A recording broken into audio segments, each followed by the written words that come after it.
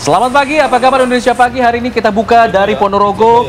Ini ada informasi mengenai seorang pelaku curanmor yang ditangkap dan ia melawan saat akan ditangkap dan menabrak aparat Polres Ponorogo, dan akhirnya seorang pelaku curanmor ditangkap dan ditembak kakinya di Jalan Tamrin di Kartoharjo, Kota Madiun, Jawa Timur. Pelaku ini bernama Novengki Satriono, ditangkap usai beraksi di jalur Ponorogo menuju ke Madiun. Nah, saat ditangkap, pelaku ini sempat berusaha untuk melawan petugas dengan cara menabrak anggota polisi yang akan menangkapnya. Akhirnya ia ditembak. Nah, jadinya pincang kayak gini. Tembak kakinya, pelaku kemudian dibawa ke IGD di Rumah Sakit Umum Aisyah Ponorogo dan dibawa ke Polres untuk menjalani pemeriksaan. Dari hasil pemeriksaan, pelaku ngomongnya sudah melakukan aksi ini tidak hanya di Ponorogo tetapi juga di luar wilayah tersebut. Ada 9 tempat kejadian perkara yang teridentifikasi dengan 5 TKP berada di Kabupaten Ponorogo dan 4 lainnya di Madiun.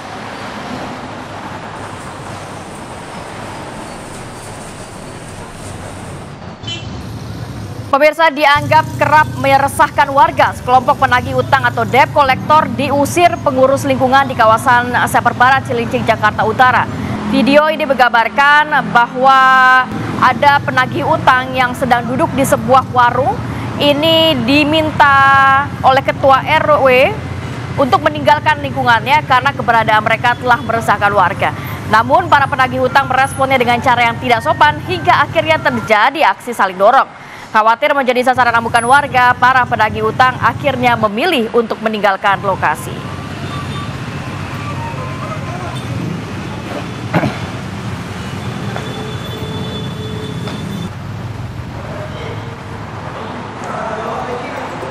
Assalamualaikum warahmatullahi wabarakatuh. Selamat pagi pemirsa. Selamat pagi. Kembali lagi apa kabar Indonesia Pagi, hadir menyapa Anda. Hari ini ada Ratih, ada Alfat juga. Iya. Kita akan membahas masih ya mengenai kasus Vina ya. Masih ke Brastagi membeli ragi. Cakep. Hari ini kita masih bahas soal Peggy. Nah, karena Peggy ini masih jadi pembahasan apalagi di media sosial. Ramai kontroversinya. Ramai, dan juga kemarin Polda Jawa Barat ini sudah minta keterangan dari adik Peggy alias Ya. Peggy Setiawan begitu ya, yang sudah mendatangi dan juga memberikan informasi terkait keberadaan kakaknya saat kejadian pembunuhan Vina di tahun 2016. Jadi banyak yang yakin bahwa Peggy yang ditangkap ini bukanlah pelaku utamanya atau pelaku yang sebenarnya. Nah, bahkan kita akan, yang viral juga Fat di media sosial, sempat lihat nggak sih video-video dari para buruh yang kabarnya akan melakukan aksi unjuk rasa kalau memang kasus ini juga tidak terungkap secara jelas dan juga terang benderang. Nanti kita akan kulik itu di Apa Kabar Indonesia Pagi bersama sejumlah narasumber. Sementara ini kita akan beri Anda informasi terbaru dari sejumlah daerah dan kita akan mulai dari informasi Sidoarjo, ya? di Sidoarjo. Ini soal kebakaran pemirsa, di mana kemudian diduga akibat konsleting listrik sebuah toko elektronik dan juga toko bangunan di Krian Sidoarjo, Jawa Timur ludes terbakar pada Selasa kemarin. Seperti ini kondisinya, ada belasan karyawan toko yang masih ada di dalam pada saat kejadian. Tapi akhirnya berhasil keluar, menyelamatkan diri. 7 unit mobil pemadam kebakaran langsung diturunkan oleh Pemkab Sidoarjo memadamkan api. Sempat kesulitan petugas karena banyak barang yang mudah terbakar di lokasi kejadian. Akhirnya api pun baru bisa dikendalikan, baru bisa dipadamkan setelah 3 jam usai kejadian. Nah, akibat kebakaran ini, petugas terpaksa harus menutup arus lalu lintas jalur Surabaya Mojokerto supaya bisa memudahkan aktivitas petugas untuk memadamkan api. Karena biasanya kalau udah kebakaran, banyak yang nonton. Dan ini menyulitkan para sudah petugas. Aksesnya sempit, terkadang petugas harus berjibaku bolak-balik menyiramkan titik api begitu ya. Warga ini nonton, memvideokan, malah menyulitkan pemadam kebakaran. Tapi ini sudah dikerahkan ya 7 unit mobil damkar untuk bisa memadamkan api yang terjadi di toko elektronik di Sidoarjo, Jawa Timur. Memvideokan kalau belum ada petugas oke lah, karena jadi informasi gitu ya. Tapi kalau sudah ada petugas, oke, biarkan petugas untuk bekerja dengan sesuai tugasnya. Baik, dari Sidoarjo, Jawa Timur, kita bergeser ke wilayah lain pemirsa. Ini akibat diguyur hujan deras dalam 2 hari terakhir. Tidak kurang dari 15 desa di 3 kecamatan, ini tepatnya di wilayah utara Kota Waringin Timur, Kalimantan Tengah terendam banjir. Jadi berdasarkan pantauan Badan Penanggulangan Bencana Daerah Kota Waringin Timur, banjir ini pemirsa melanda 10 desa di Kecamatan Telaga Antang. 3 desa di Kecamatan Mentaya Hulu dan 2 desa di Kecamatan Antangkalang, ketinggian banjir ini bervariasi antara 50 cm hingga 140 cm. Selain merendam rumah warga dan juga jalan desa, banjir juga merendam beberapa ruas jalan penghubung antar desa sehingga memang mobilisasi masyarakat ini terkendala. Meski tidak ada korban jiwa dalam peristiwa ini, namun warga belum juga mengungsi, mereka masih bertahan di rumah mereka masing-masing.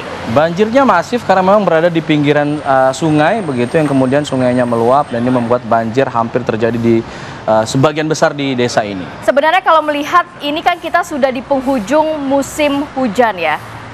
Bahkan sudah mau masuk musim kemarau harus. Musim panas ya. Jadi memang sampai akhir Mei itu biasanya transisi antara musim hujan dan juga musim panas. Nah, harusnya memang sudah tidak ada lagi wilayah-wilayah yang juga masih dilanda hujan dengan intensitas cukup tinggi ya, Fat. Iya, dan memang tetap harus di kewaspadaan di tiap wilayah karena banjir juga terjadi hanya di Sampit tapi juga di Katingan. Di Katingan di Kalimantan Tengah, pemirsa, yang kemudian sungai di wilayah ini juga meluap, merendam ribuan rumah, bahkan lebih parah dari yang di Sampit tadi. Kalau kita lihat, ini bahkan sampai menutup pintu, sampai ke atas pintu rumah warga. Ada ribuan rumah yang kemudian terdampak akibat banjir ini dan juga ada ribuan jiwa juga yang terdampak dengan ketinggian banjir dikatakan bahkan sampai 1 meter lebih. Orang juga hampir tenggelam ya. Nah, kalau kita lihat meski rumah mereka terendam banjir yang cukup tinggi, warga tetap bertahan di rumah-rumah mereka. Petugas gabungan TNI Polri bersama pihak kecamatan juga melakukan pemeriksaan patroli ke semua warga yang terdapat banjir di 15 desa dalam satu kelurahan ini. Nah, kemudian banjir akibat meluapnya Sungai Katingan di bagian hulu di Kabupaten Katingan, Kalimantan Tengah ini akibat tingginya intensitas hujan yang mengguyur di wilayah ini. Seperti yang tadi Fatih katakan, memang situasinya masih transisi dari musim hujan ke musim kemarau dan ini biasanya juga terjadi curah hujan yang cukup tinggi dan ini harus diwaspadai. Apalagi untuk warga yang berada di wilayah bantaran sungai. Baik, dari informasi banjir yang terjadi di Katingan, Kalimantan Tengah, kita masih memberikan informasi terkait bencana. Ini bencana yang membuat 1 orang korban tewas yang tertimbun longsor, tepatnya di Kecamatan Air Nandingan, Kabupaten Tegamus, Lampung. Korban ini ditemukan kurang lebih pemirsa 100 meter dari lokasi kejadian. Setelah 4 hari melakukan pencarian, tim SAR gabungan menemukan korban tertimbun longsor bernama Saryani, berusia 38 tahun. Jasad korban ditemukan setelah tim SAR ini memperluas area pencarian menggunakan alkon dan juga peralatan manual. Material longsor yang cukup tebal menyulitkan mengevakuasi jasad korban. Setelah kurang lebih 1 jam, jenazah baru dapat dievakuasi dan langsung dibawa menuju ke rumah duka untuk diserahkan kepada pihak keluarga. Dengan telah ditemukannya Saryani atau korban ini, maka total korban tertimbun longsor di Tanggamus berjumlah 3 orang yang dinyatakan meninggal dunia.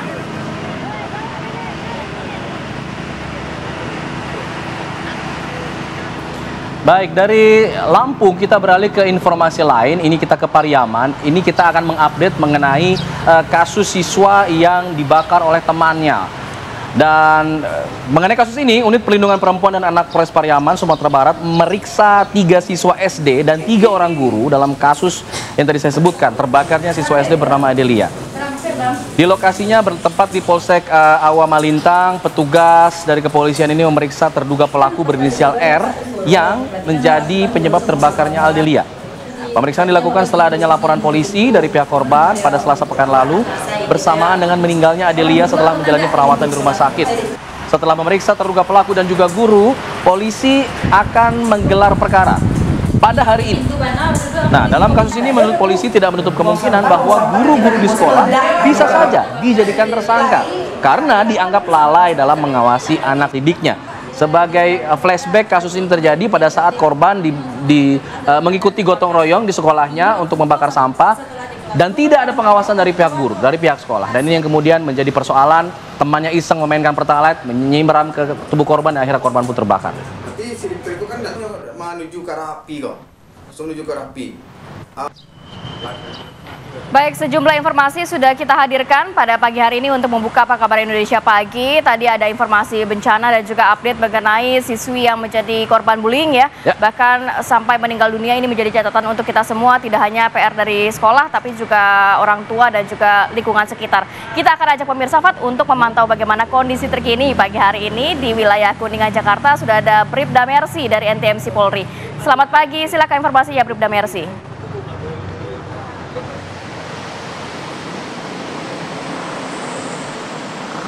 Ya baik, terima kasih Rati dan juga Alfa. Pemirsa, kami mengajak Anda untuk melihat bagaimana lalu lintas pada pagi ini dari kawasan Simpang Kuningan, Jakarta Selatan. Dan saat ini memang perkembangan lalu lintas di kawasan ini sudah terpantau cukup ramai dari berbagai arahnya. Dan untuk kendaraan sendiri dari arah Semanggi yang akan menuju ke arah Gatot Subroto dan Cawang, pagi hari ini terpantau dalam kondisi ramai lancar. Begitupun untuk kendaraan sendiri dari arah Semanggi yang akan berbelok ke kanan menuju ke arah Mampang dan juga ke arah Tendean. Terlihat di sini perlambatan kecepatan terjadi menjelang masuknya antrian traffic light yang berimbas kurang lebih sepanjang 100 meter ke belakang. Selepas itu kendaraan mengalir dengan kecepatan normal. Kami menghimbau bagi Anda pengendara untuk tetap tertib dalam berlalu lintas dengan selalu berhenti sebelum garis stop pada traffic light agar tidak mengganggu kelancaran lalu lintas di lajur lainnya dan juga tidak mengganggu hak pejalan kaki yang akan menyeberang jalan. Dan kemudian untuk kendaraan sendiri dari arah Kuningan yang akan menuju ke arah Mampang ataupun ke arah Tendean dan juga ke arah Cawang ataupun ke arah Halim, pagi hari ini juga masih terpantau ramai lancar. Kami menghimbau bagi Anda yang akan melintasi kawasan ini untuk mengantisipasi, mengingat kawasan ini terdapat banyaknya area perkantoran sehingga akan banyaknya aktivitas dari kendaraan yang akan keluar masuk area tersebut yang perlu Anda antisipasi. Dan untuk kendaraan sendiri dari arah Gatot Subroto yang akan menuju ke arah Tendean dan juga ke arah Kuningan ataupun kendaraan sendiri dari arah Cawang dan Halim yang akan menuju ke arah Semanggi, pagi ini pun dapat terpantau dalam kondisi ramai dan juga lancar. Kendaraan melintasi kawasan ini didominasi kendaraan pribadi roda 2 dan juga kendaraan roda 4. Untuk itu kami menghimbau bagi Anda pengendara untuk tetap menjaga batas kecepatan normal kendaraan Anda serta mengantisipasi juga di sini terdapat kamera etle di kawasan ini yang dapat mengamati segala aktivitas dari Anda pengendara. Untuk itu kami menghimbau bagi Anda untuk tetap tertib dalam berkendara dan juga tetap patuhi marka jalan yang sudah berlaku. Dan untuk informasi arus lalu lintas lengkapnya kami siap melayani Anda di 15669 atau melalui SMS Center di 9119. Demikian dapat kami laporkan langsung dari kawasan Simpang Kuningan, Jakarta Selatan. Selamat pagi, selamat beraktivitas dan salam presisi kembali ke Rati dan juga Alfat di studio. Baik, terima kasih Bribda Mercy mengabarkan dari Simpang Kuningan di Jakarta. Situasinya juga sudah mulai ramai karena ini memang hari kerja. Nah, itu jadi pantauan juga himbauan juga untuk Anda pemirsa akan melalui jalur tersebut. Nanti kita juga akan memantau bagaimana berbagai kasus lainnya, termasuk ada kasus penganiayaan yang dilakukan oleh seorang anak terhadap orang tuanya sendiri dan direkam oleh menantu dari korban. Ini cukup memprihatinkan. Kita akan di Apa Kabar Indonesia Pagi. Kita beralih ke Pekanbaru pemirsa, ada seorang pria bersama dengan istrinya menganiaya ibu kandungnya sendiri yang sudah berusia 72 tahun. Dan aksinya ini direkam oleh sang istri dan viral di media sosial.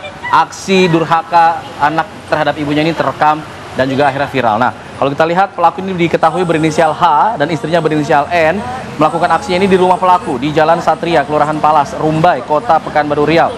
Dari video terlihat ada seorang wanita berusia yang sudah lanjut tidak berdaya ditarik-tarik oleh anaknya sendiri sambil direkam oleh sang istri pelaku yang tidak lain juga adalah menantu dari korban. Selain mengetahui adanya video viral tersebut, polisi akhirnya mendatangi lokasi dan memeriksa keadaan korban. Kepada polisi, korban menyatakan bahwa dirinya trauma dan juga mengalami sakit di bagian tangan kanannya dan juga di bagian kakinya. Kedua pelaku juga sudah diperiksa oleh pihak kepolisian terkait tindakan yang dilakukan mereka.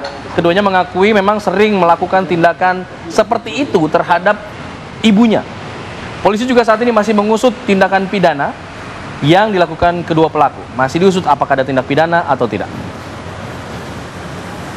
Baik, kita akan bergabung bersama Kompol Beri Joana Putra, Kasat Reskrim Polresta Pekanbaru yang sudah bergabung bersama kami pagi hari ini. Selamat pagi, Assalamualaikum Pak Kasat. Terima kasih sebelumnya waktunya Pak.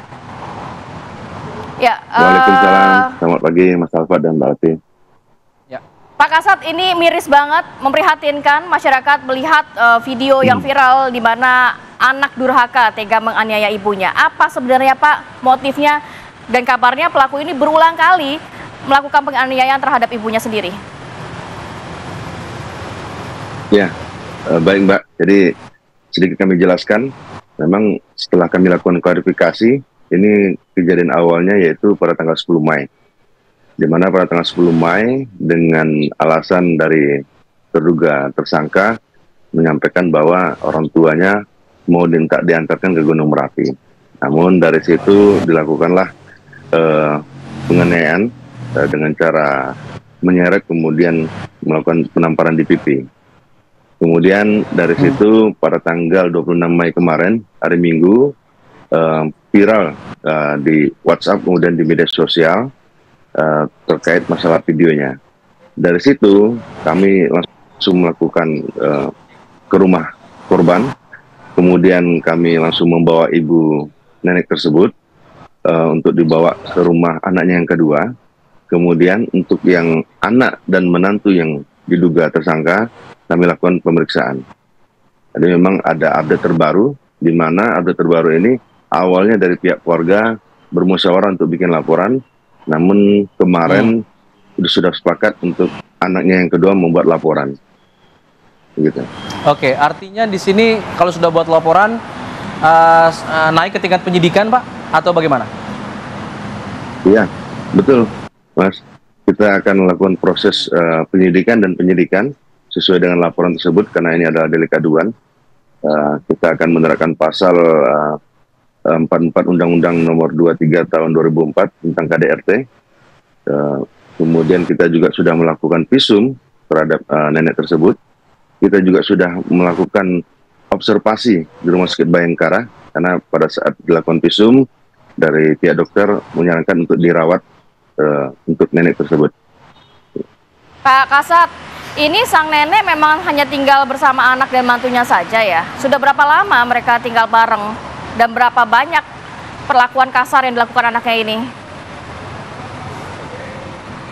Baik, Mbak.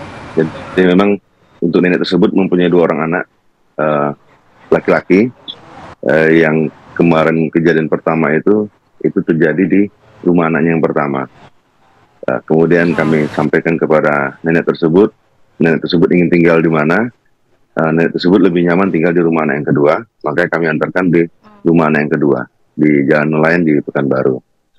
Jadi untuk saat ini kondisi nenek tersebut saat terakhir kami temui memang ada sakit di pergelangan tangan, kemudian di bagian kaki kanan karena sering diseret, kemudian dilakukan penganiayaan. Itu berdasarkan keterangan dari nenek tersebut. Saat ini kondisinya sering kami pantau di rumah yang anaknya yang kedua. Baik, terima kasih. Nanti kita akan tunggu bagaimana perkembangan selanjutnya dari kasus ini. Terima kasih Pak Berry sudah bergabung bersama kami di Apa Kabar Indonesia Pagi. Ya. Ini kalau ngeliat kasus kayak gini ya Fat ya, kayaknya harus sering-sering nonton film deh. Film yang baru tuh How to Make Millions Before Grandma Dies. Itu kan memang membuat kita harusnya semakin merangkul keluarga gitu kan. Betul, apalagi di waktu-waktu terakhirnya dia begitu ya. Oke, kita harus dulu senak. Nanti kita akan hadirkan kembali lagi mengenai kasus Vina. Nampaknya tidak hanya pihak kepolisian atau kuasa hukum yang angkat bicara, tapi bahkan ini netizen nggak habis-habis di semua platform media sosial mengomentari mengenai kasus Vina dan juga Eki. Seperti apa? Nanti kita akan kembali saat lagi, tetap bersama kami di Apa Kabar Indonesia Pagi.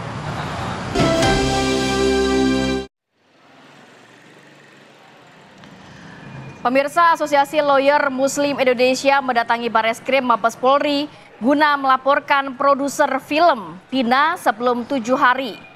Pelaporan tersebut dilakukan karena film Vina sebelum 7 hari yang kini masih tayang di bioskop telah mempengaruhi masyarakat dan juga menimbulkan kegaduhan di publik. Pelaporan tersebut masih dalam proses konsultasi antara Almi dan juga Bareskrim dalam menentukan delik pidana yang tertuang dalam film tersebut. Ketua Umum Almi Zainul mengatakan bahwa tayangannya mengundang banyak polemik dan juga asumsi liar tentang penanganan dan juga fakta yang ditayangkan dalam film Vina sehingga citra polisi di muka publik ini menjadi buruk.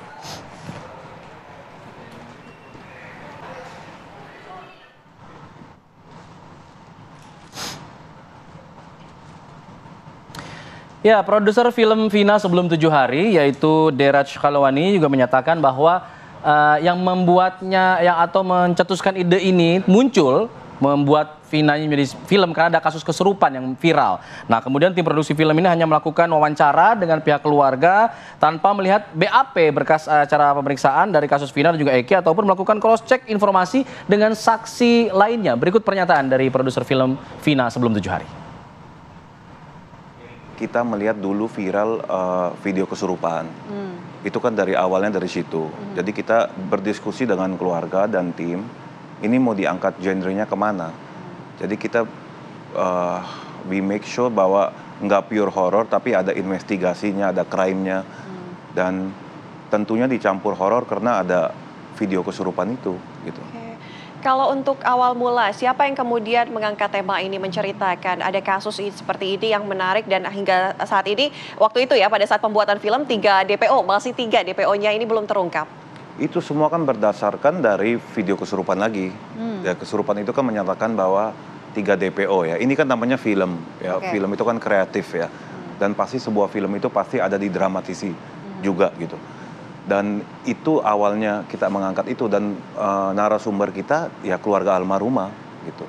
Semua kita tanya keluarga almarhumah dan kita cocokin dengan media yang tahun 2016 gitu. Oke, tadi kan dikatakan bahwa film ini juga ada investigasinya juga di dalamnya begitu. Nah, investigasi apa sih yang kemudian dilakukan setelah melihat video viral? Apakah langsung mencari tahu ke pihak keluarga?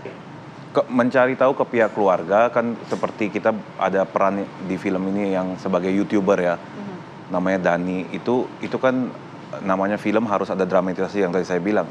Kita cross check sama keluarga dan kita cross check juga dengan media-media yang tahun 2016. Enggak, kita tidak membaca BAP. Lagi-lagi saya bilang itu udah masuk ke arena hukum.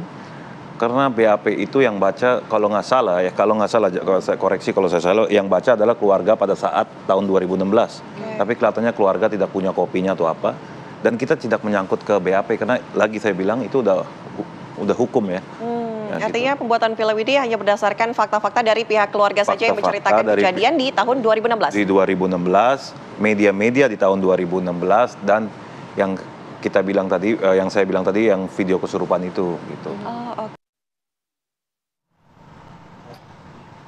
Pemirsa, tidak adanya lagi DPO dalam kasus kematian Vina dan juga Eki di tahun 2016 ini diperkuat oleh Kejati Jawa Barat yang menerima berkas surat pemberitahuan dimulainya penyidikan atau SPDP hanya 1 tersangka. Ini inisial P atau PS.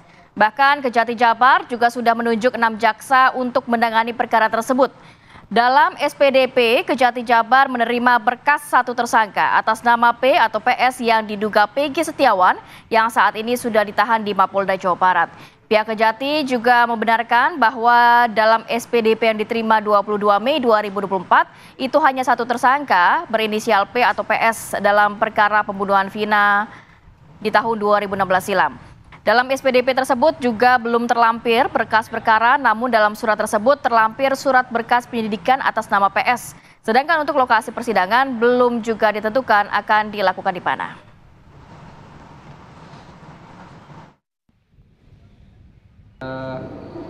Pihak Kejati Jabar pada tanggal 22 Mei 2024 sudah menerima SPDP dari teman-teman penyidik Polda Jabar. Itu ada lampiran berkasnya? Ya, di dalam SPDP tersebut belum terlampir berkas perkara. Dan terlampir berkas dalam SPDP tersebut terlampir surat perintah penyidikan. Atas nama siapa? Berapa tersangka? SPDP tersebut atas nama P alias PS. Berarti hanya 1 tersangka ya? 1 tersangka. Siap. Sejauh ini dari Kejati Jabar sendiri sudah menunjuk jaksa untuk di sidang pengadilan nanti? Ya, sejauh ini pimpinan sudah menunjuk 6 jaksa yang akan menangani perkara tersebut. Itu rencana pengadilan sendiri di mana, Om? Kalau untuk persidangan nanti disampaikan kemudian. Siap. Berarti untuk 6 jaksa itu ada di Kejati Jabar ya? Ya, jaksa-jaksa yang ditunjuk oleh pimpinan itu semuanya di Kejati Jabar. Ya, Peggy alias Peron, salah satu DPO yang tadinya ada 3, sekarang menjadi Peggy, jadi DPO tunggal, sudah ditangkap oleh pihak kepolisian dan polisi sudah meyakini bahwa Peggy Setiawan adalah benar identitasnya Peggy Setiawan. Tapi kemudian masih banyak yang meragukan apakah memang Peggy Setiawan ini benar-benar pelaku dalang pembunuhan dari Vina dan Eki. Ini yang menjadi pertanyaan banyak pihak, terutama di media sosial. Seperti apa kemudian ini muncul dan kenapa ini terus bermunculan? Berikut informasinya.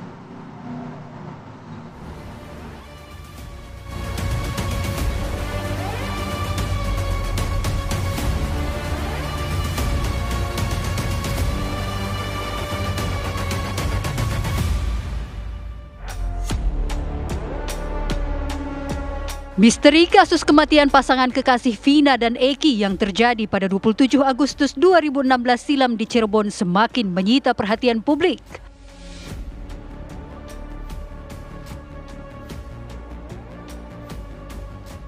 Penangkapan terhadap Peggy Setiawan alias Perong yang masuk sebagai salah satu dari 3 orang DPO di sebuah tempat di daerah Bandung, Jawa Barat justru diragukan publik. Di depan awak media, Peggy Setiawan membantah tuduhan polisi.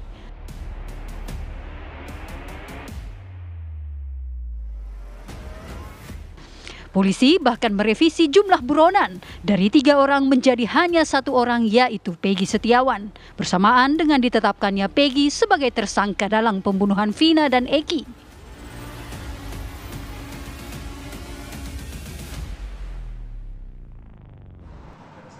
Ya, kita mengacu pada konferensi pers yang digelar oleh Polda Jawa Barat, di mana saat itu pihak kepolisian menyatakan DPO ini hanya tunggal, yakni Peggy Setiawan. 2 DPO lain adalah fiktif atau salah sebut, dan juga pihak kepolisian menyatakan bahwa Peggy Setiawan ini diduga melakukan pembunuhan dan juga pemerkosaan terhadap Vina di tahun 2016. Berikut informasinya. Yaitu menyuruh dan mengejar korban Rizky dan korban Vina dengan menggunakan sepeda motor Honda Beat warna orange. Selanjutnya memukul korban Rizky dan korban Vina menggunakan balok kayu. Kemudian membonceng korban Rizky dan korban Vina menuju TKP bersama dengan saksi dan membunuh korban Vina dengan cara dipukul menggunakan balok kayu. Kemudian membawa korban Rizky dan korban Vina menuju flyover. Peran PS alias Perong alias Robi Irawan berdasarkan keterangan saksi pada tanggal 22 Mei 2024 dan 24 Mei 2024. Setelah konferensi pers dilakukan, netizen kemudian kembali ramai karena Peggy alias Perong membantah pernyataan polisi yang kemudian menyatakan bahwa itu semua adalah fitnah. Ia bahkan menyebut dirinya rela mati untuk membuktikan bahwa dia bukanlah pelaku pembunuhan terhadap Vina dan juga Eki. Berikut cuplikan. Peggy, kenapa Peggy?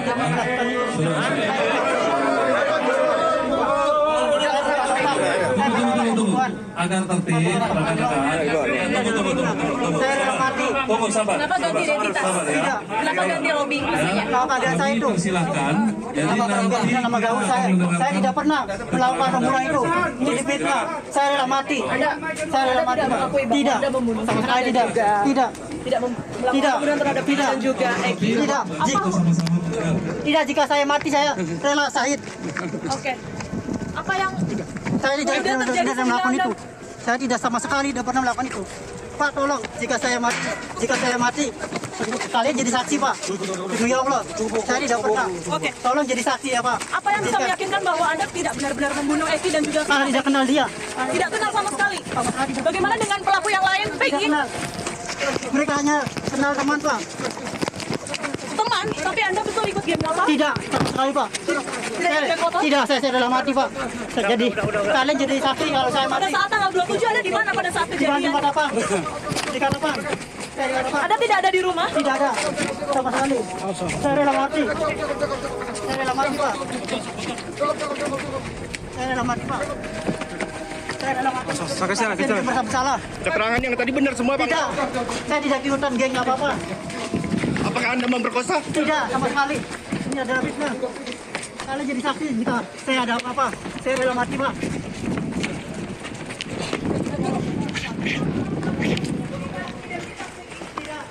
Anda betul Peggy Setiawan? Iya, Peggy Setiawan. Usia Anda berapa? 28 sekarang. Saya rela mati. Sampai sini, Bu. Tunggu. Udah, Ibu. Peggy, mungkin ada yang mau disampaikan ke orang tua dan juga masyarakat. Oke. Ya pemirsa, tim TV One juga berkesempatan untuk mewawancara Ibtu Rudiana selaku Kapolsek di wilayah Cirebon, tepatnya Kapolsek Kapatakan Polres Cirebon Kota, di mana Ibtu Rudiana ini adalah ayah dari Muhammad Rizky alias Eki, yakni korban pembunuhan di tahun 2016 silam. Dari Ibtu Rudiana juga menyatakan bahwa pihaknya tidak tinggal diam, terus berupaya untuk mengungkap kasus ini secara terang benderang. Berikut cuplikannya. Izin ya Pak. Gimana, Bu? Maaf ya Pak ya. Iya. Salam kenal sebelumnya. Ini kameramen saya. Pak Rudiana, saya boleh minta waktunya untuk mungkin dengar cerita langsung kronologi dari Pak Rudiana langsung berkaitan dengan kasus Vina sama Eki, Pak. Gini, mohon maaf ya, pesan pura-pura saya terima wawancara karena memang sementara saya pengen tenang dulu. Siap. Ya, tapi nanti ke depan pasti kita ada. Gitu ya. Iya, karena memang saya belum stabil nih. Siap. Kami paham. Ya. Nanti ke depan pasti saya minta kontaknya aja.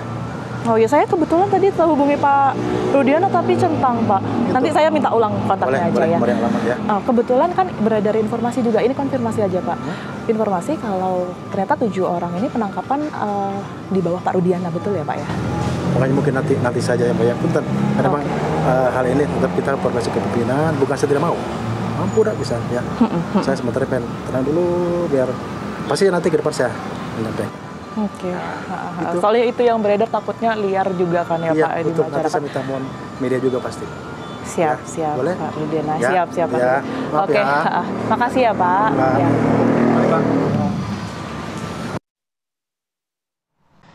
Ya, masih banyak kejanggalan, masih banyak juga perbincangan di media sosial yang mengatakan masih ada sosok-sosok Peggy lain yang kemudian patut dicurigai begitu. Dan ini kita akan bahas bersama dengan sejumlah narasumber. Tetap di sini di Apa Kabar Indonesia Pagi. Misteri kasus kematian pasangan kekasih Vina dan Eki yang terjadi pada 27 Agustus 2016 silam di Cirebon, Jawa Barat semakin menyita perhatian publik. Pada 28 Agustus 2016, jasad Vina dan Eki ditemukan di Jalan Layang Kepongpongan, Kecamatan Talun, Kabupaten Cirebon dalam keadaan yang mengenaskan. Pembunuhan Vina dan Eki dinyatakan dilakukan sekelompok anggota geng motor. Pada 31 September 2016, 8 dari 11 pelaku pembunuh Vina ditangkap. Namun, 3 orang pelaku lainnya masih dicari polisi. Salah satunya adalah Peggy Setiawan alias Perong. Konon, Peggy alias Perong membunuh Vina lantaran sakit hati, cintanya bertepuk sebelah tangan. Demi melampiaskan dendamnya, Peggy mengajak anggota geng motor lainnya untuk membunuh Vina dan Eki. 26 Mei 2017, 7 orang pelaku divonis seumur hidup dan 1 pelaku di bawah umur divonis 8 tahun penjara dan kini telah bebas. 8 tahun kemudian, kasus yang telah divonis hakim ini kembali mencuat lantaran sutradara Anggi Umbara mengangkatnya ke layar lebar. Dari film yang berjudul Vina Sebelum 7 Hari tersebutlah, beragam spekulasi menyeruak seputar misteri penyebab kematian Vina dan siapa otak dari pembunuhan tersebut. Kemudian 21 Mei 2024, Polda Jawa Barat mengumumkan telah menangkap Peggy Setiawan alias Perong. 26 Mei 2024, polisi menyatakan Peggy sebagai otak pembunuhan dan menganulir jumlah DPO dari 3 orang menjadi 1 orang saja, yaitu Peggy Setiawan. Namun, penangkapan Peggy tak membuat teka-teki pembunuhan Vina terpecahkan. Pasalnya banyak asumsi yang mengemuka dari warganet jika Peggy yang telah diamankan polisi bukanlah Peggy yang sebenarnya. Sejumlah warganet bahkan menginvestigasi sendiri kasus pembunuhan Vina, termasuk mengunggah foto Peggy yang sebenarnya dengan berbagai versi. Lantas, bagaimana skenario sebenarnya dari kasus pembunuhan Vina dan Eki? apakah pengajuan pra-peradilan dari kuasa hukum Peggy akan bergulir di pengadilan dan akan menguak misteri dari kematian sepasang kekasih Vina dan Eki. Tim TV One mengabarkan.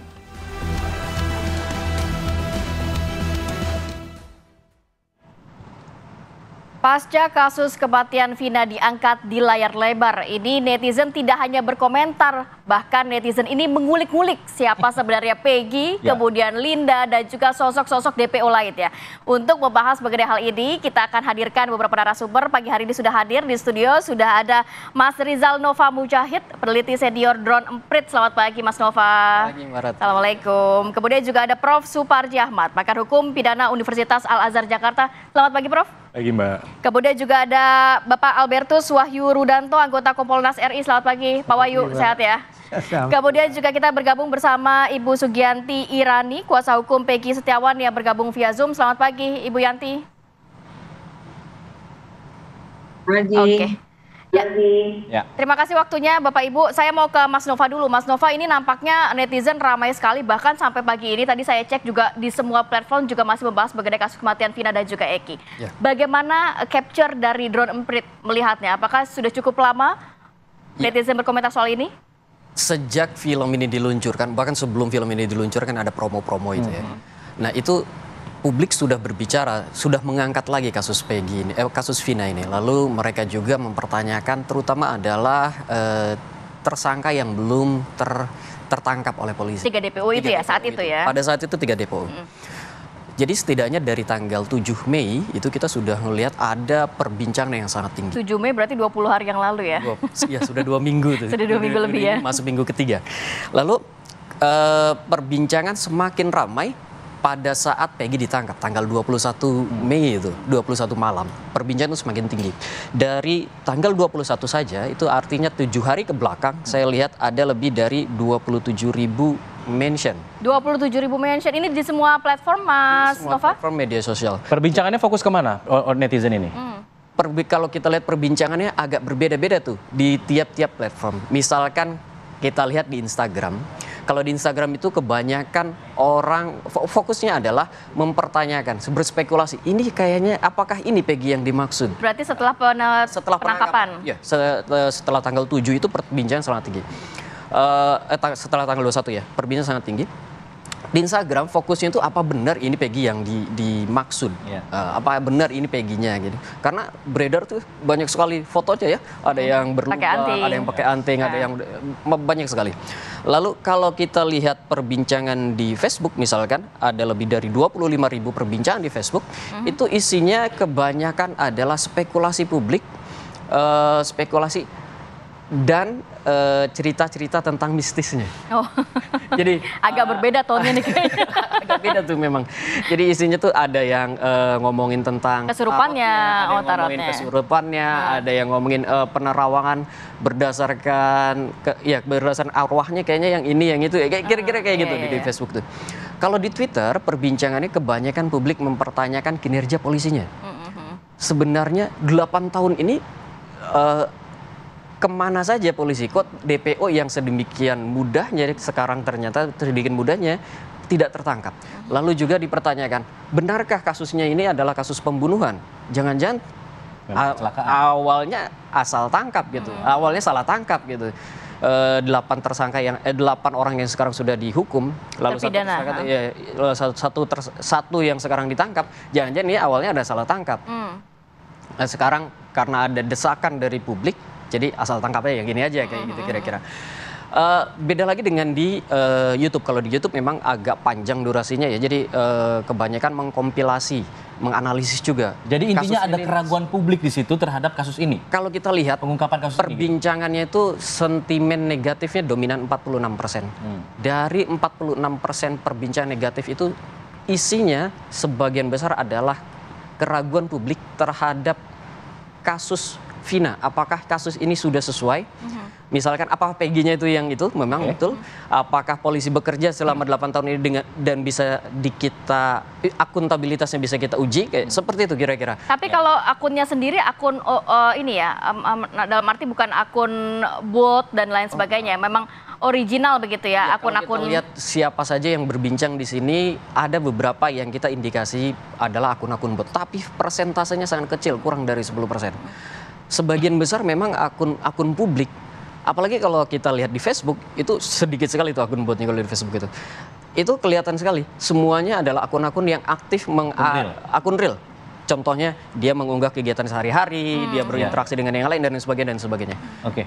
Ya, jadi memang itu pertanyaan yang kemudian keraguan yang disampaikan publik dan menjadi keraguan yang sama yang disampaikan oleh pihak dari kuasa hukum Peggy. Nanti kita akan minta keterangan dari Ibu Sugianti selaku kuasa hukum Peggy yang rencananya juga memang akan mengajukan pra-peradilan. Bukti apa saja yang sudah dikumpulkan untuk bisa mengajukan pra-peradilan. Nanti setelah jeda ya Bu Yanti, kita jeda dulu. Kita kembali di Apa Kabar.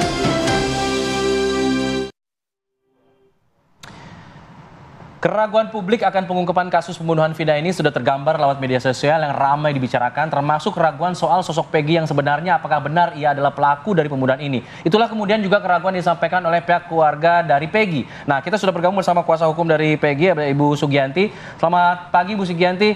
Kita tahu bahwa pihak Peggy ini akan mengajukan pra-peradilan. Nah, apa kemudian yang sudah disiapkan? Apakah ada bukti-bukti kuat yang bisa untuk menguji keyakinan dari para penyidik bahwa Peggy memang merupakan dalang dari pembunuhan tersebut? Ini adalah kita masih karena ini pidana, kita masih praduga tak bersalah.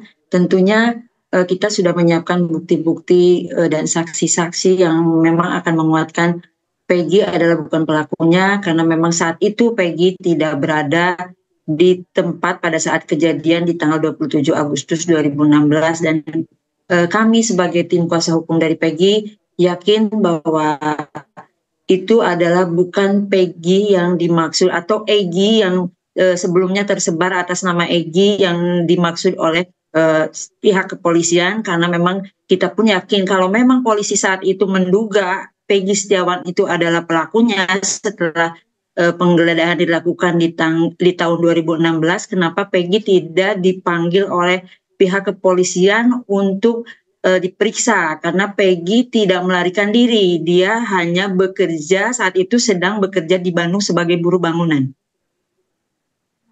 Ibu Yanti, apakah memang hanya saksi-saksi yang Ibu pegang begitu ya? Apakah juga ada bukti-bukti lainnya? Dan kemarin hasil dari keterangan adik Peggy ini seperti apa? Apa yang didalami oleh pihak kepolisian? Tentunya ada bukti-bukti lain yang memang akan nanti kita sampaikan di persidangan, dan kalaupun polisi sudah mendengar bahwa kita akan mengajukan pra-peradilan,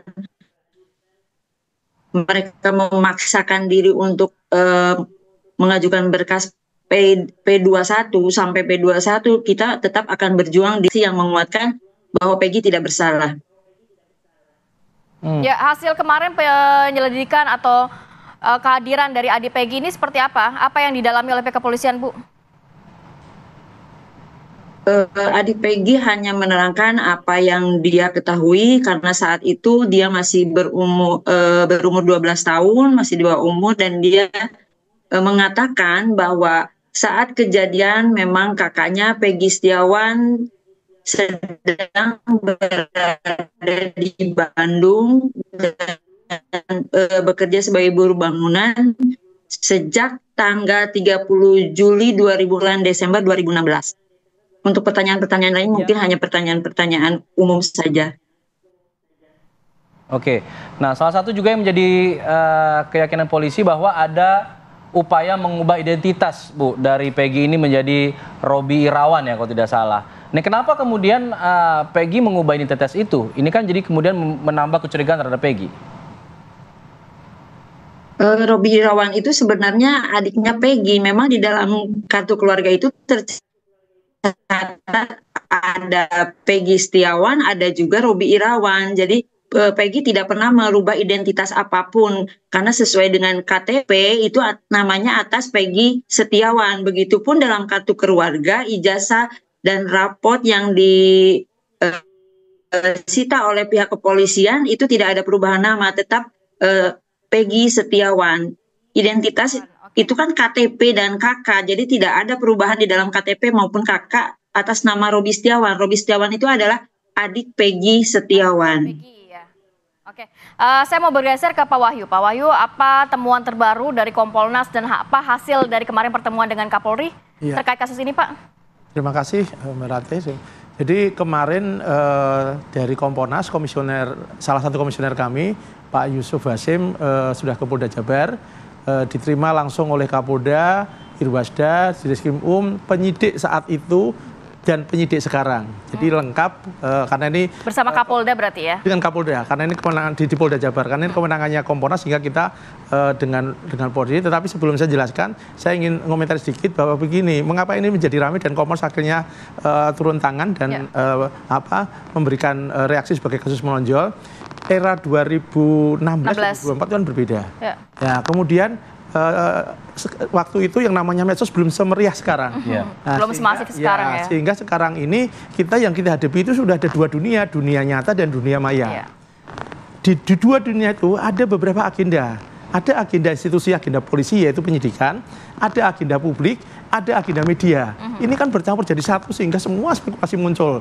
Itulah yang kemudian kami Kompolnas banyak telepon, banyak surat, banyak WA. Nah, akhirnya kami putuskan bersurat ke sana, tapi dari pihak Polda ingin menjelaskan kalau lewat surat kurang leluasa. Akhirnya kami datang ke sana. Kemarin secara resmi kami datang, kemudian ada penjelasan resmi. Jadi intinya bahwa Kapolri atensi betul kasus ini. Ya, hari telepon dengan Pak Kapolda.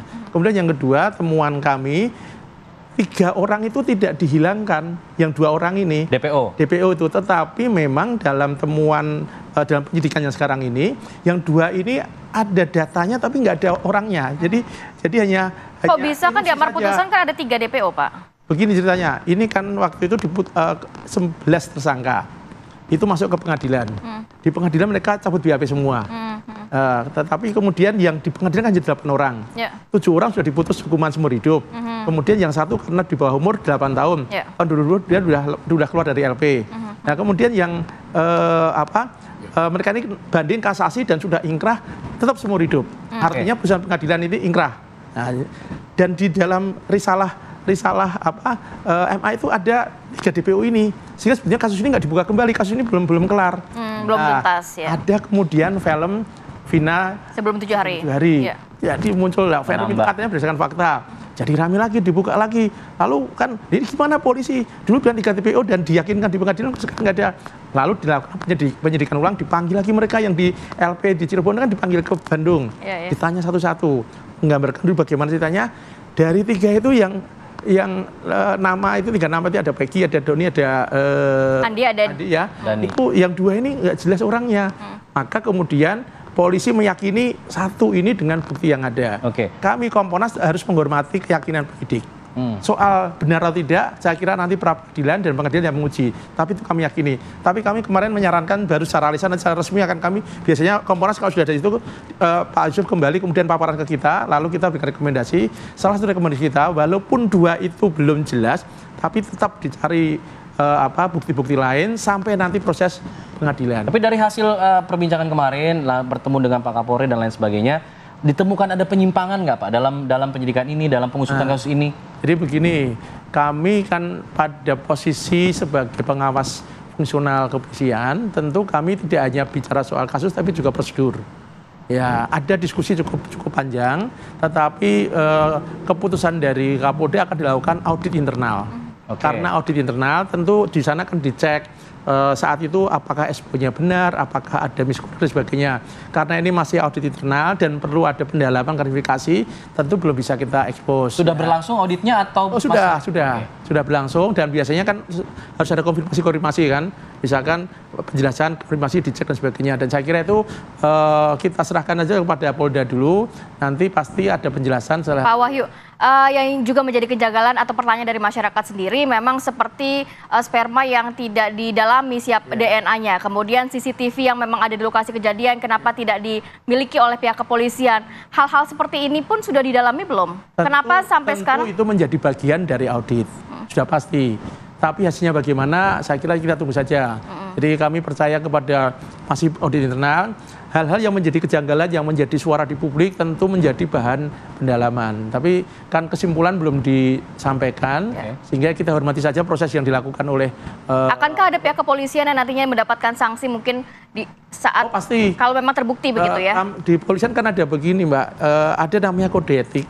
Itu di situ ada pelanggaran ringan, sedang, berat. Nah nanti di situ akan ketemu. Tapi ini masih proses audit. Jadi kita belum bisa sampaikan hasilnya. Tapi langkah itu ada artinya begini. Kami harus apresiasi ke Polri. Polri sadar betul tidak sempurna. Sadar betul ada masukan dari publik. Sadar betul bahwa ada kekurangan. Nah itu kita. Tetapi ketika menyebut kekurangan kan kita nggak boleh asal nuduh. Harus ada bukti. Itu yang sedang dilakukan. Saya kira itu harus kita hormati dan kita apresiasi. Ya. Baik, Prof. Suparji, kalau kita lihat ini prosesnya memanjang nih, ada audit sekarang, lalu kemudian rencana ada pra-peradilan. Nah jika kemudian kita katakanlah pra-peradilan ternyata mungkin atau bisa berpotensi berlawanan dengan hasil yang sekarang berjalan, lalu kemudian audit juga menguatkan hal itu misalnya gitu ya, apakah ini akan mengubah jalannya pengungkapan kasus ini Pak? Seperti apa Pak? Saya kira memang potensi ke arah situ cukup besar ya. Apalagi tadi dari risalah sidang ya, termasuk sampai di kasasi, ada 2 nama sebetulnya tidak ada gitu kan. Yang satu nama kemudian ada dan sudah ditangkap. 2 nama itu memang tercantum tapi nggak ada orangnya. Fiktif ya? Fiktif, karena itu menjadi suatu peradilan yang sesat. Karena tidak sesuai dengan fakta yang sebenarnya. Ini patut sangat-sangat disayangkan kenapa itu terjadi. Kalau memang betul ya, menyebut 2 nama, tidak ada orangnya gitu. Dan itu kemudian menjadi satu kesatuan antara penyidikan, penuntutan sama hakim. Bahkan hakim 3 level, itu sampai begitu. Ini kan satu ironi yang luar biasa. Fatal Pak itu? Fatal sekali. Ini adalah peradilan sesat. Ketika menyebut nama orang, tidak ada orangnya. Bagaimana ceritanya? Kan menyesatkan semuanya. Bahkan kita menjadi tersesat. Pada sisi yang lain juga, yang penting adalah bagaimana kita kembali pada tujuan dari penegakan hukum ini. Pencarian keadilan. Sebetulnya siapa yang merasa tidak adil? Setidaknya kedua pihak. Bagi pelaku yang sekarang yang sudah mendekam terpidana ini kan, sampai kemudian seumur hidup, mestinya ini potensi untuk mengajukan peninjauan kembali gitu ya. Peninjauan kembali. Tapi kan harus ada novum kalau mau PK Pak? Iya. Agak susah. Gitu. Ada 3 hal yang menjadikan alasan PK itu. 1, novum. 2, putusan saling bertentangan. 3, ada kekeliruan kekhilafan hakim. Salah satunya adalah peradilan sesat itu menjadi alasan untuk mengajukan PK. Nah, pada sisi yang lain adalah bagaimana pencarian keadilan bagi korban, karena ada 3 DPO yang belum selesai tadi itu, dan kemudian ada film, kemudian ada cerita, terus kemudian juga ada cerita kesurupan tadi itu, menurut saya ini juga tidak dijadikan modal yang dipercaya. Artinya apa? Jangan sampai kita kemudian dibawa alur untuk menuju penegakan hukum keadilan tadi itu berada dalam alur cerita, berada dalam alur kesurupan tadi itu. Tetapi kembalikan kepada fakta yang sebenarnya. Proses penyidikan, penuntutan, persidangan, dan rekonstruksi fakta berdasarkan alat bukti yang didukung dengan barang bukti. Berarti tidak cukup sampai di audit investigasi pihak kepolisian saja? Harus jaksa, hakim. Ini karena satu kesatuan. Jadi ini juga penting buat catatan bagaimana berkas penyidikan itu tidak diterima begitu saja oleh jaksa. Sebaliknya juga berkas dakwaan dari jaksa tidak diterima begitu saja oleh hakim. Ada satu kontrol bagaimana ada satu upaya untuk membangun sebuah kebenaran material. Tidak boleh ada asumsi, tidak boleh halusinasi dan sebagainya. Kebenaran fakta, kebenaran material yang didukung alat bukti berkualitas dan berkuantitas. Dalam arti apa? Minimal 2 alat bukti berkesesuaian antara satu dengan yang lain. Kalau dalam konteksnya pra-peradilan untuk Peggy, tentunya kita hormati. Tetapi sekali lagi, ini hanya aspek prosedur saja, aspek administratif saja. Apakah ada salah administratif, ada alat bukti yang tidak cukup, tetapi pada dasarnya adalah upaya ini memang dilakukan. Mengingat apa? Penegakan hukum itu harus 3 hal yang benar. Substansi, prosedur, dan kewenangan. Jadi aspek prosedur, aspek kewenangan pun menjadi kontrol dalam pra-peradilan ini. Jadi kalau kita mencermati kasus ini, menjadi bukan pegadaian, menyelesaikan masalah tanpa masalah, justru menjadi masalah baru ini. Ini yang berbahaya. Pak Wahyu, tanggapannya gimana? Ini kan tidak cukup nih hanya ada audit di kepolisian. Mungkin harus ada audit lagi di pihak kejaksaan atau di pihak hakim dan lain sebagainya. Apakah sudah juga ada masukan ke arah sana gitu, komunikasi ke arah sana? Kami dari Kompolnas kan juga dalam tanda petik bertanya, karena ini kan waktu sampai ke pengadilan kan pasti P21 dulu. Berarti jaksa sudah menyetujui ini. Tetapi kewenangan kami kan hanya di kepolisian. Jadi ada rekan di Komisi Kejaksaan, ada rekan di Komisi Judisial. Tapi kan masukan boleh Pak dari Kompolnas misalnya. Oh pasti. Kami kan ada MOU dengan antar komisi itu, kami diskusi. Tentu ini akan kami sampaikan juga. Kan ini kan demi kita semua, demi kepastian hukum kan. Sehingga saya setuju dengan Prof. Ardi bahwa cuman cuman kan Komponas nggak boleh dong intervensi ke Iya, iya. lain. Ya, kita paham itu, Pak. Ranahnya di pihak kepolisian tapi kalau gitu ya. diskusi kami akan lakukan. Oke. Ini masih menarik sekali ya. Nanti juga saya mau ke Mas Nova. Mas Nova melihat netizen kah juga berkomentar terkait pengennya seperti apa sih? Apakah pengennya sampai ke pra-peradilan, kemudian apakah PK, ataukah memang seperti apa? Nanti mungkin bisa dibaca dari tweetan begitu ya, cuitan netizen di media sosial ya. Kita akan kembali saat lagi, tetap bersama kami di Apa Kabar Indonesia Pagi. Kembali lagi di Apa Kabar Indonesia Pagi. Sebelum kita melanjutkan perbincangan, saya mau ajak pemirsa untuk berbincang langsung dengan teman-teman dari Peggy Setiawan. Ini ada Bondol dan juga Ibnu yang memang menguatkan bahwa Peggy saat kejadian di tahun 2016 sedang bekerja di Bandung, Jawa Barat. Sudah ada rekan kami, Kristanti Yosefa. Tanti, silakan.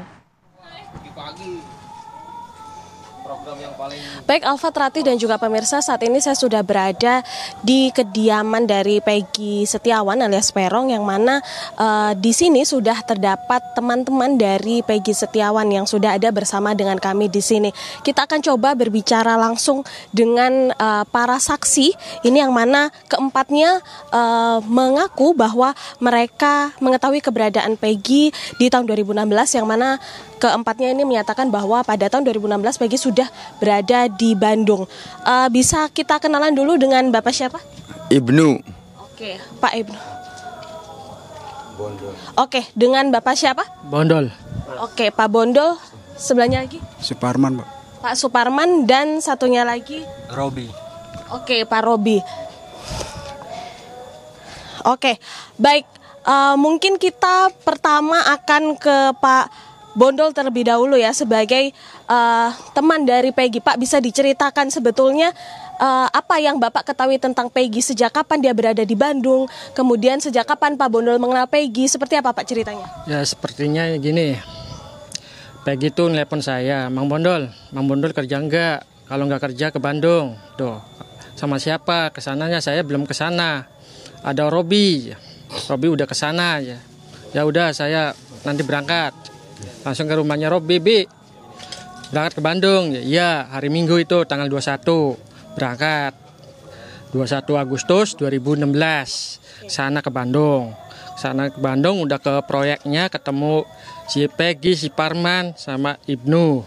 Tuh, sama itunya si pamandornya, bapaknya Peggy-nya. Saya kerja di sana dapat 1 minggu, nggak betah. Jadilah aku pulang tanggal 27 Agustus 2016. Pamitan sama Peggy, Ibnu, sama Robi. Sekalian nganter saya ke jalan raya. Nunggu angkot datang. Saya naik, orang 3 itu pulang lagi ke Bedeng, ke kerjaan. Robi, Peggy, sama Ibnunya.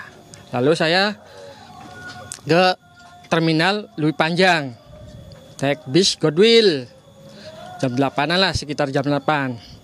Naik, langsung pulang ke Cirebon. Sampai di Cirebon, sekitar lebihnya jam 11 malaman.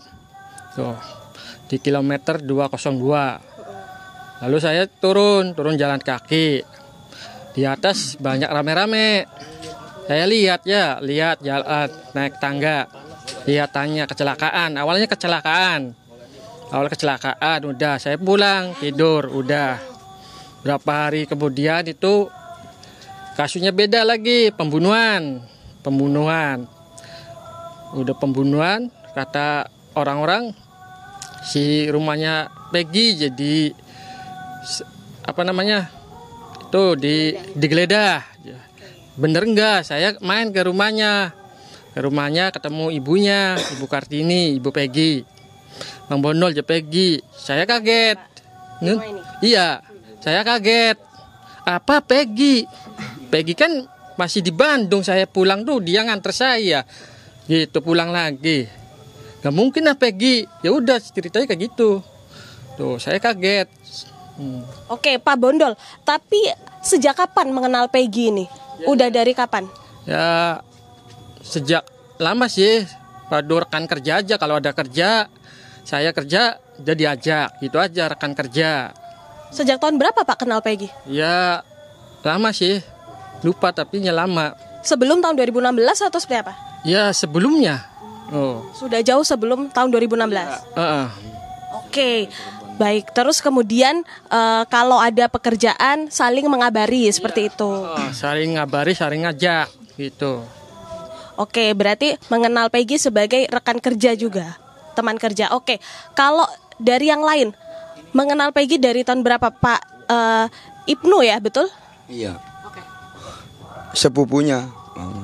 Oh oke, sepupunya dari Peggy Setiawan. Apa yang Pak Ibnu ketahui tahun 2016 di mana Peggy, Pak?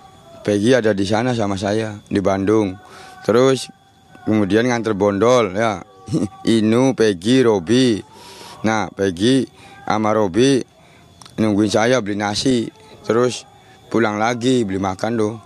Oh, setelah mengantarkan Pak Bondol pulang ke Bedeng. Terus setelah mengantarkan Pak Bondol pulang lagi ke Bedeng. Untuk tidur. Oke, siap. Dan itu di Agustus 2016. Iya, di Agustus 2016. Tidur. Terus paginya masih ada di situ Peggy tuh. Masih ada. Peggy berada di Bandung itu pada hari itu dan tidak kembali lagi ke Cirebon atau seperti apa? Atau sempat kembali ke Cirebon mungkin? Enggak ada di situ. Berarti tetap berada di Bandung? Iya, pulang juga kalau lebaran gitu. Oke, siap. Berarti selama itu berada di Bandung. Nah, Pak Ibnu sebagai sepupu dari Peggy, mengenal Peggy dari lama berarti. Apakah tahu? Apakah Peggy itu tahu nggak Pak Ibnu terlibat nggak dengan geng motor atau kelompok-kelompok bermotor? Tahu nggak Pak? Kayaknya nggak ikut-ikutan, Peggy sih nggak ikutan tuh. Orangnya baik dan nurut sama orang tua tuh. Oke, jadi sepengetahuan Pak Ibnu, Peggy tidak mengikuti kegiatan atau geng motor ya. Tapi punya motor Pak dan bisa naik motor? Ya kalau naik motor sih bisa, tapi kalau ikutan geng mah Peggy itu enggak ikut-ikutan. Setahu saya sih. Orangnya nurut sih sama orang tua tuh. Oke, tapi tahu nggak mungkin motornya Pak Peggy ada dimodifikasi kah atau punya hobi modifikasi motor seperti apa? Oh kurang tahu sih, soalnya diemnya nggak sama saya di Belandakan. Peggy di Simaja, tapi kan jarang main kayaknya tadinya. Lagi di Bandung semua. Baik, kalau di Bedeng Pak katanya ada CCTV proyek ya, ada nggak sih? Nggak tahu, kurang tahu, nggak inget. Oke. Baik, siap-siap. Terima kasih Pak Ibnu. Itu tadi keterangan dari sepupu Peggy Setiawan, Pak Ibnu. Dan tadi kita juga sudah mendengar keterangan dari Pak Bondol. Keduanya menyatakan bahwa pada hari kejadian 2016 Agustus, Peggy Setiawan tidak berada di Cirebon, berada di Bandung. Kita coba bertanya dengan saksi lainnya, Pak Parman, betul ya? Oke, Pak Parman, bisa diceritakan nggak apa yang Bapak ketahui keberadaan Peggy pada saat itu ada di mana? Pada saat itu saya lagi tidur di Bedeng. Bondol pulang saya tidak tahu. Pas malam saya mau ke WC, bangun. Itu masih lihat Peggy lagi tidur. Itu Mbak. Nah pas paginya lagi saya tanya, Bondol kemana pulang Ki? Bondol kemana pulang? Katanya gitu. Gak pamit sama saya, pamitnya sama si Egi. Sayanya nggak tahu. Itu paginya ada di situ. Cita-cita malam itu sama pagi itu ada Peggy-nya di situ. Itu Mbak. Oke, Pak Parman berarti melihat bahwa pada malam hari maupun pada pagi hari Mas Peggy ya masih berada di Bandung ya, seperti itu ya. Kalau di Bedeng sendiri Pak Parman, ada nggak kamera CCTV seperti itu yang memantau mungkin keadaan di Bedeng seperti apa? Nggak tahu Mbak, nggak ada kasih. Iya. Oke, jadi kurang mengetahui ya apakah ada kamera CCTV atau enggak. Tapi kalau Pak Parman sendiri mengenal Peggy sejak kapan? Ataukah sama kayak Pak Bondol, rekan kerja atau seperti apa? Saya saudaranya Mbak, dari kecil. Iya, dari kecil kenal. Iya. Hubungan saudaranya apa Pak? Saya tuh anaknya ibunya. Apa ibunya tuh? Kakaknya. Iya, kakaknya Peggy itu. Anaknya apa? Saya adiknya. Adiknya ibunya Peggy. Ya, adiknya ibunya Peggy gitu. Oh, oke. Jadi punya hubungan saudara dengan Peggy. Berarti mengenal Peggy dari lama sebagai saudara. Tahu nggak sih Pak hobinya Mas Peggy kalau waktu luang biasanya suka ngapain, nongkrong kah sama teman-temannya? Dia punya kumpulan teman-teman deket kah atau gimana? Ya paling main-main. Saya kan kurang tahu, jarang kerja di Cirebon sama dia. Saya kan kerja merantau gitu paling. Iya. Jadi ya paling baru pulang kerja main. Iya tidur main gitu. Ya nggak tahu di luarnya nggak bareng. Iya main di mana. Oke, Pak. Sebagai orang yang mengenal Peggy ya cukup dekat. Ketika mendapat kabar kemudian Peggy ditangkap menjadi tersangka, kemudian disangkakan ini terlibat dalam pembunuhan, kemudian menimpuk orang, ikut geng motor dan lain sebagainya. Percaya nggak sih Pak sebetulnya? Nggak percaya Bu. Masalahnya anaknya kegiatannya paling kerja napahin ibunya, terus sekedar main terus pulang, nggak yang macam-macam saya tahu saya gitu. Oke, jadi kalau menurut Pak Parman, sosok Peggy ini yang Bapak kenal itu seperti itu ya, nurut, baik. Seperti apa lagi Pak sosoknya? Ya taunya segitu aja, kan jarang main bareng. Cuma tahu di rumah aja. Sekedar tahu di rumah gitu. Oke, siap. Selanjutnya selain ada Pak Parman di sini, kita juga akan coba bertanya ke adik dari Peggy ya. Sedikit dengan Mas Robi ya, betul? Oke Mas Robi, seperti apa sosoknya dan apa yang Mas Robi ketahui, terutama sebagai adik ya yang dekat dengan Mas Peggy? Ya orangnya baik, nggak kayak gitu-gituan. Pernah nggak tahu berarti Mas Peggy itu apa teman-teman deketnya, kumpulnya itu sama siapa itu tahu nggak? Nggak tahu. Iya.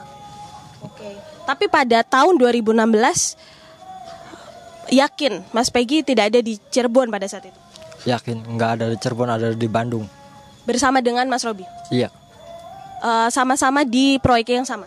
Iya, sama semua. Oke, bekerja bersama sejak tahun berapa Mas? Sejak, lupa sih. Iya. Tapi sudah lama berada di Bandung? Udah lama. Iya. Bersama dengan para saksi-saksi yang berada di sini saat ini ya? Iya, betul.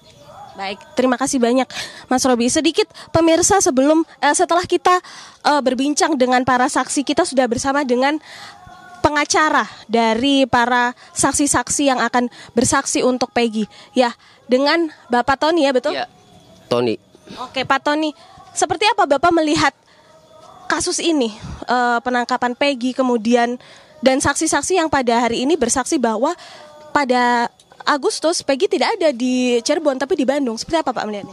Ya, jadi kalau berdasarkan keterangan saksi-saksi yang sudah Ibu tanya langsung ya, Ibu lihat ya mimik mukanya polos. Memang dia tidak akan berani Bu untuk membuat-buat. Mereka ini orang kampung ya, orang tidak ngerti ya. Jadi melihat dari keterangan para saksi-saksi ini ya, bahwa Peggy Setiawan pada saat kejadian berada di Bandung, maka Peggy Setiawan itu bukan pelaku pembunuhan maupun pemerkosaan terhadap korban Eki dan Pina itu. Terima kasih banyak Pak Tony. Itu tadi pemirsa Alfat dan juga Ratih, sedikit perbincangan saya bersama dengan saksi-saksi dari Peggy Setiawan dan juga tadi ada pengacaranya Pak Tony. Sementara kembali dan ada di studio. Baik, Tanti, nanti mungkin bisa ke sana lagi nanti untuk kemudian menanyakan. Kita juga penasaran apakah mereka tahu hubungan antara Peggy dengan Vina selama ini seperti apa, karena apa yang dikatakan polisi adalah motifnya sakit hati karena cintanya Peggy ditolak oleh Vina. Nanti bisa coba didalami mengenai hal tersebut. Tapi nanti kita akan kembali ke para narasumber usai jeda ya. Kita kembali setelah tetap di sini di Apa Kabar Indonesia Pagi.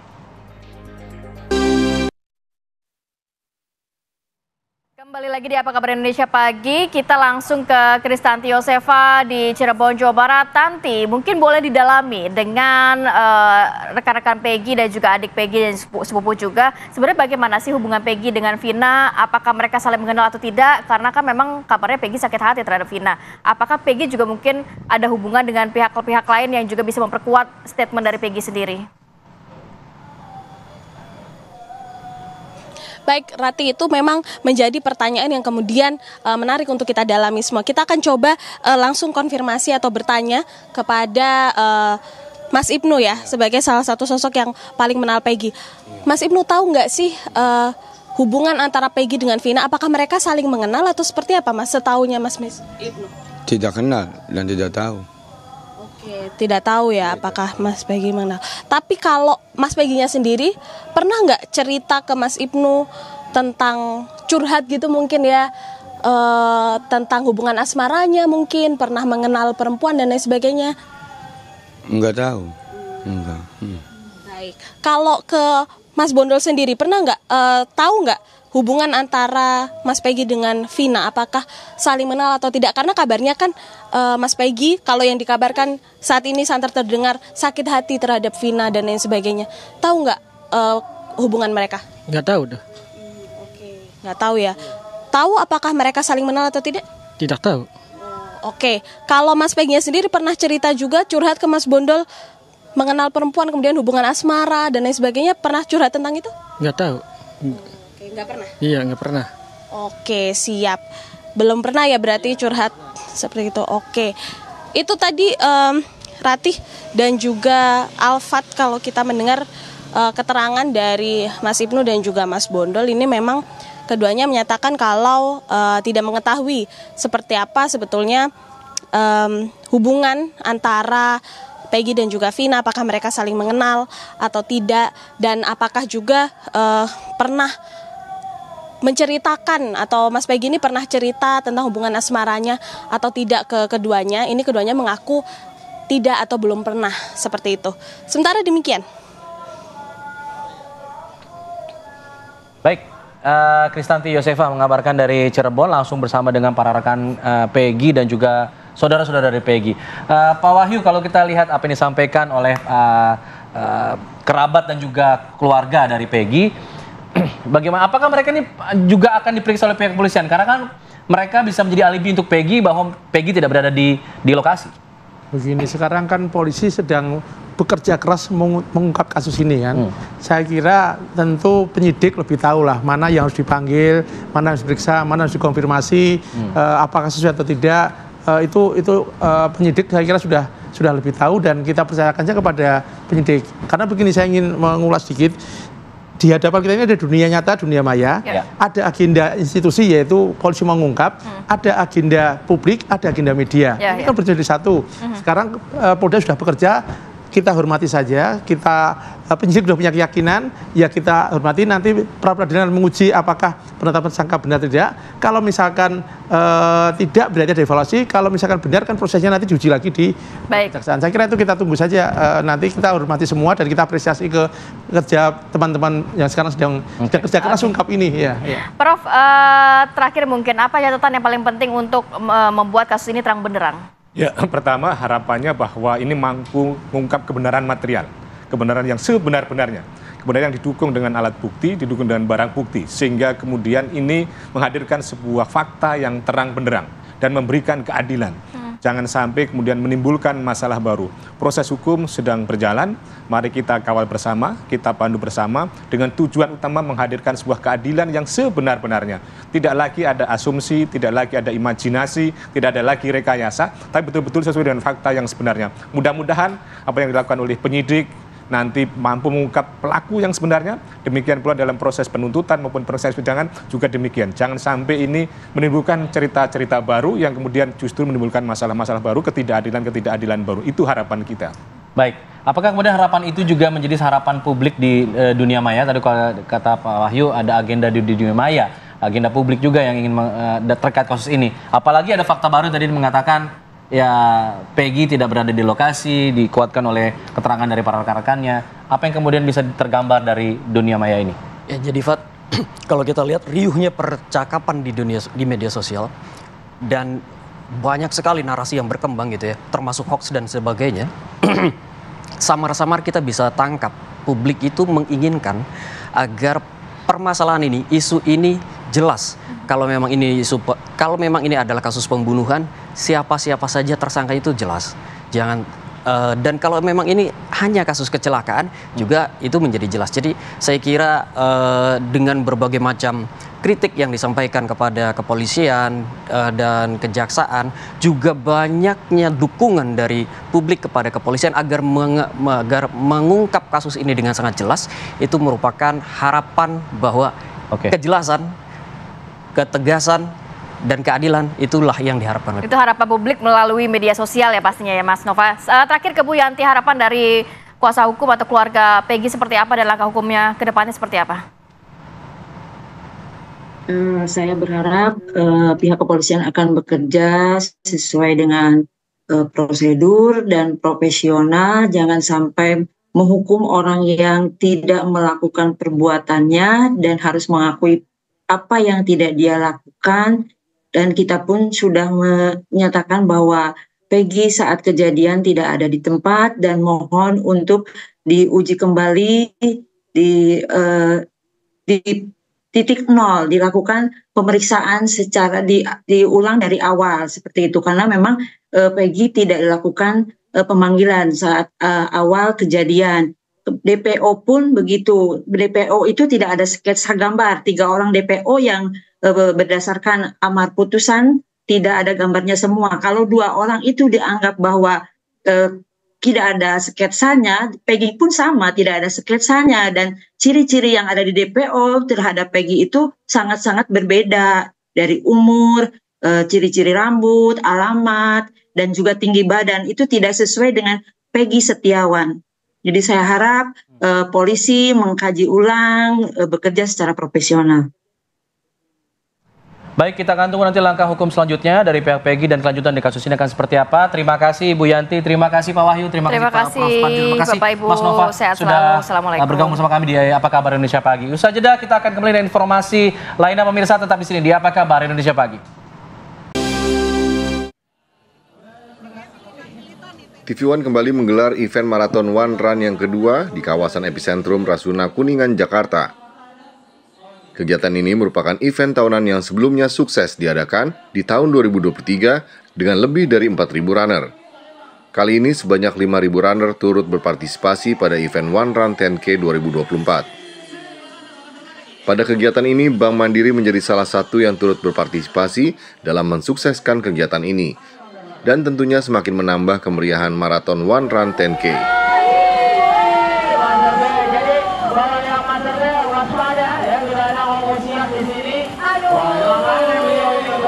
Masih sama seperti tahun lalu, One Run 10K 2024 kembali menawarkan kategori lomba 10K dan 5K dengan kategori nasional, Master A dan B, serta pelajar.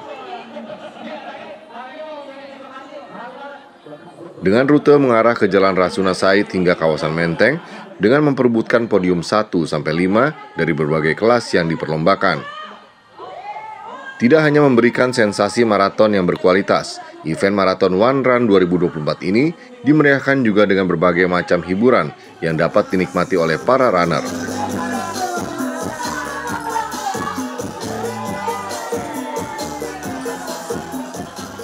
Tampak sekali para runner yang sangat bersemangat dan antusias dalam mengikuti event Marathon One Run tahunan ini.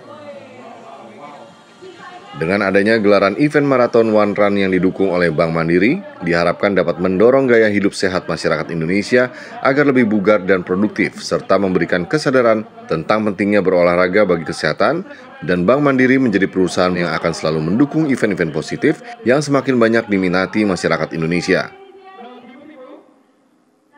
Dari Jakarta, tim TV One mengabarkan. Baik, kita bergeser ke informasi selanjutnya pemirsa. Ini sulitnya mencari pekerjaan membuat para pencari kerja ini rela mengantri demi mendapatkan pekerjaan dalam kegiatan job fair yang diselenggarakan. Ada 40 perusahaan yang ikut dalam kegiatan job fair. Mereka membuka sejumlah lowongan untuk sarjana yang baru lulus atau kaum profesional. Kegiatan job fair ini diharapkan dapat menurunkan tingkat pengangguran di Jakarta hingga di angka 5,8% pada tahun 2024 dari yang sebelumnya mencapai 7% pada tahun 2023. Ya, semoga ini menjadi satu hal perhatian di pemerintahan selanjutnya dipimpin oleh Pak Prabowo Subianto dalam hal menangani para pencari pekerjaan seperti ini bisa diakomodir begitu ya dengan memberikan pekerjaan-pekerjaan ke depannya. Nah, bicara masalah Pak Prabowo, Presiden terpilih Prabowo Subianto yang juga Menteri Pertahanan menerima kunjungan dari investor asal Dubai di Kementerian Pertahanan. Dalam pertemuan yang berlangsung kurang lebih sekitar 1 jam secara tertutup, investor dan pengusaha asal Dubai, Muhammad Ali Rashid, membahas secara umum tentang potensi pariwisata di Indonesia. Dan Indonesia memiliki reputasi yang baik di mata wisatawan asing seperti masyarakat yang ramah. Nah, hal ini tentu akan berimbas baik pada pariwisata Indonesia termasuk lapangan pekerjaan seperti tadi kita sudah bahas.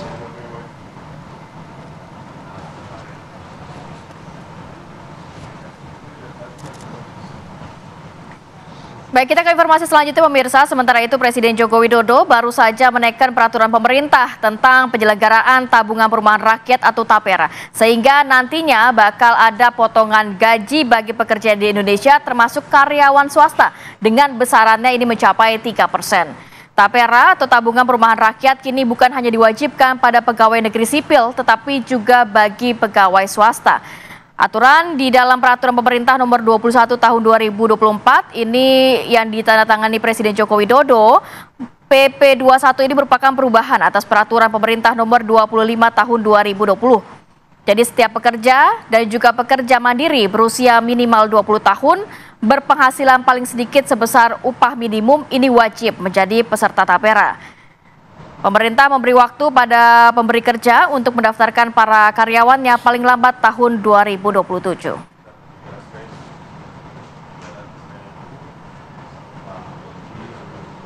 Semuanya dihitung lah.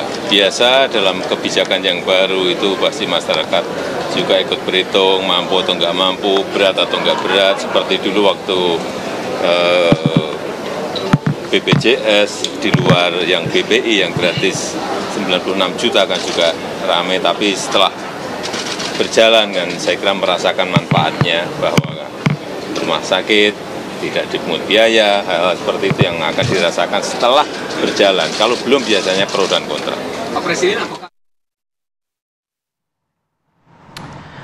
selanjutnya ada informasi dari Menko Polhukam Hadi Cahyanto yang menyatakan bahwa hubungan antara Polri dan juga Kejaksaan Agung berjalan baik meskipun sebelumnya beredar insiden dugaan penyadapan yang dilakukan oleh anggota Densus 88 Polri terhadap Jaksa Agung Muda Pidana Khusus Febri Adriansyah. Berikut pernyataannya. Bahwa kedua pimpinan institusi sampai sekarang itu masih terus menjalankan fungsinya, ya, fungsinya masing-masing terus berjalan dan situasinya juga aman, terkendali, ya, komunikasi juga baik, ya. Dengan isu yang tadi disampaikan bahwa saat ini terus dilakukan pendalaman, ya, dilakukan penyelidikan apa yang terjadi yang sebetulnya, ya kan. Dan kedua pimpinan saat ini juga terus menjaga marwah masing-masing dan tetap saling menguatkan, saling mengisi antara dua institusi tersebut karena tugasnya adalah justice, criminal justice system itu tetap harus terjaga.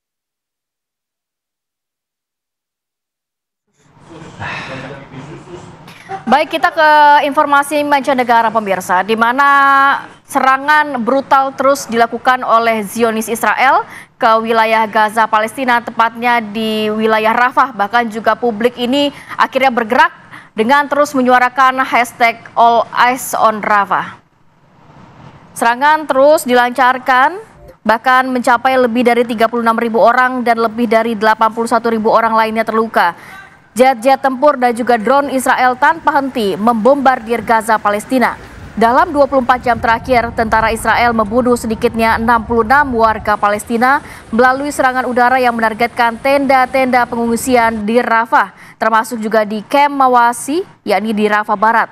Tentara Israel juga membombardir warga Palestina yang sedang berada di dalam tenda di markas UNRWA di kota Rafah hingga membuat puluhan orang ini tewas dan juga luka-luka. Sebuah sumber melaporkan seorang anak perempuan dilaporkan tewas ditembak sniper Israel di kota Beit Hanun di wilayah Gaza. Rangkaian serangan Israel juga membuat rumah sakit kuat.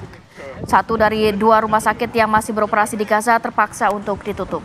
Ya, serangan keji Israel ini mendapatkan kecaman dari seluruh dunia, bahkan dari pengadilan internasional juga, yang menyatakan bahwa Israel ini bersalah begitu. Tapi kemudian pasukan Israel ini tetap merilis rekaman-rekaman video penyerangan yang mereka lakukan. Salah satunya adalah penyerangan yang dilakukan pada saat dilakukan di wilayah Jabalia di Gaza. Tentara Israel juga melanjutkan serangan mereka di kawasan Jabalia ini, dan dalam keterangannya mereka mengklaim juga berhasil mengalahkan para pejuang Hamas dan melakukan baku tembak jarak dekat di ganggang yang sempit. Sementara itu Hamas juga pada Minggu menembakkan serangkaian roket ke wilayah Israel, namun tidak ada keterangan mengenai korban akibat serangan tersebut. Baik, selain juga kelompok Hamas yang terus melakukan serangan balik kepada Zionis Israel, ini kelompok Hizbullah Lebanon melepaskan 8 rudal ke arah pos militer Israel di perbatasan Lebanon-Israel. Hizbullah mengaku serangan rudal menargetkan pos militer wilayah Betula dan juga Stola Israel. Hizbullah juga mengklaim serangan mereka di pos militer Israel di kawasan Zibdin dan juga Roesat Al-Alam berhasil mengenai target. Serangkaian serangan tersebut merupakan serangkaian serangan balasan atas serangan Israel di sebuah desa di selatan Lebanon sebelumnya. Baik, untuk mengetahui bagaimana kondisi terbaru di Rafah pasca serangan yang kemudian dilakukan oleh Israel di wilayah yang dikatakan sebagai lokasi aman untuk para pengungsi Palestina, kita sudah bergabung bersama Fikri Rofiul Haq yang berada di sana, relawan Mercy yang berada di Gaza, Palestina. Assalamualaikum, Fikri.